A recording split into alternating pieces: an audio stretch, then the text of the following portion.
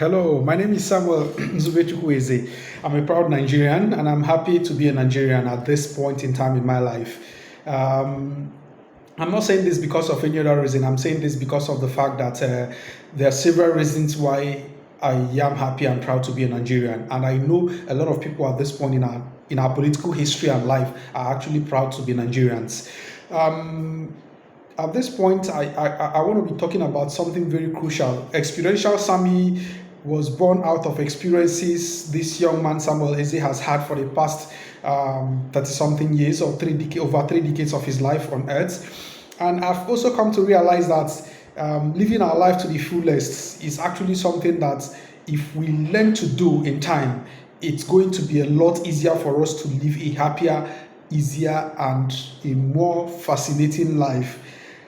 Now, one of my greatest classical Greek philosophers, whom I so much love and appreciate his works, in the person of Sir Socrates, he did say something very essential or crucial. He said long time ago that an unexamined life is not worth living. And you and I know very well that truly, if you look at this statement critically, you understand that indeed an unexamined life is not worth living. Sometimes it's very important you sit back, reassess yourself, reappraise yourself, critically re-examine your life, and find out if your life is actually going in the direction that Heavenly Father wants you to go. If you're actually going in the direction that you also feel very satisfied and happy with. Some people are actually in some kind of paid employment or some kind of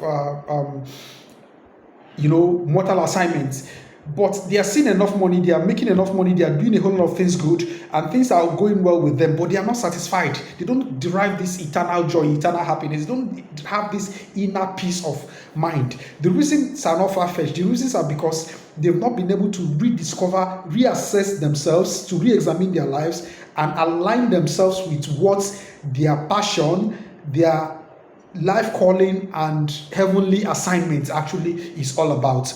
Now, for me, I've gone through phases in my life, and I'm someone who, those who know me will understand that I'm very principled, but a lot of times they misunderstand my being principled for being very stubborn. And I could also say I'm a little bit stubborn anyways. But the thing is that in our society today, I've come to learn from experience that man's greatest regrets, which is just what I want to talk about for today alone, man's greatest regrets in life are not his incompetencies. They are not things he was able to accomplish. They are not things he did. They are actually not things they aren't his mistakes or his errors or his misdeeds, things he never did properly.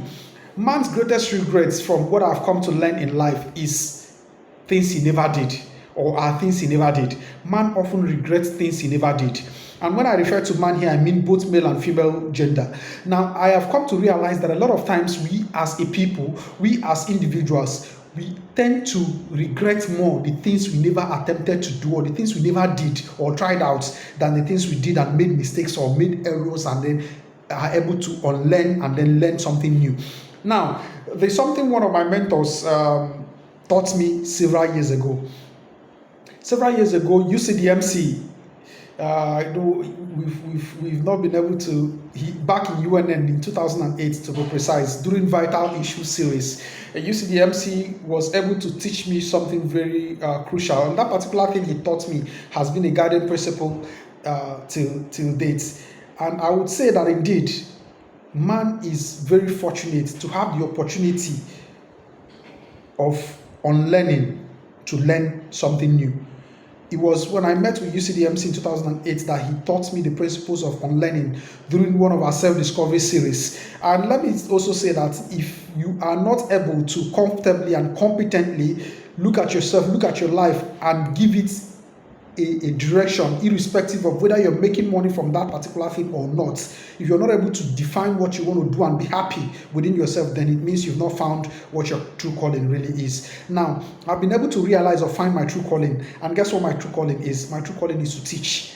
I've been called to teach in this world. Not all these things I've been running around from pillar to post and trying to do this, do that, and all that. Yeah, they are good, they bring money, they help me make money and all that, but they are not, I don't feel satisfied. I don't feel this inner joy like I do when I teach people. And moving forward, I'll be bringing a lot of series your way. I'll be bringing teachings about managing depression, how to deal with depression, the things you need to do, the phases of depression, the stages of depression, and everything that has to, because it's something I had experienced in the past, and it took me quite some time, up to even 2 years, to get out of it. And I would say that at the end of the day, I was happy I actually got out of it. And a lot of times, a lot of us are depressed and we don't even know we are depressed. In the next series, I'm going to bring you something more fascinating, and just hang on and wait for me.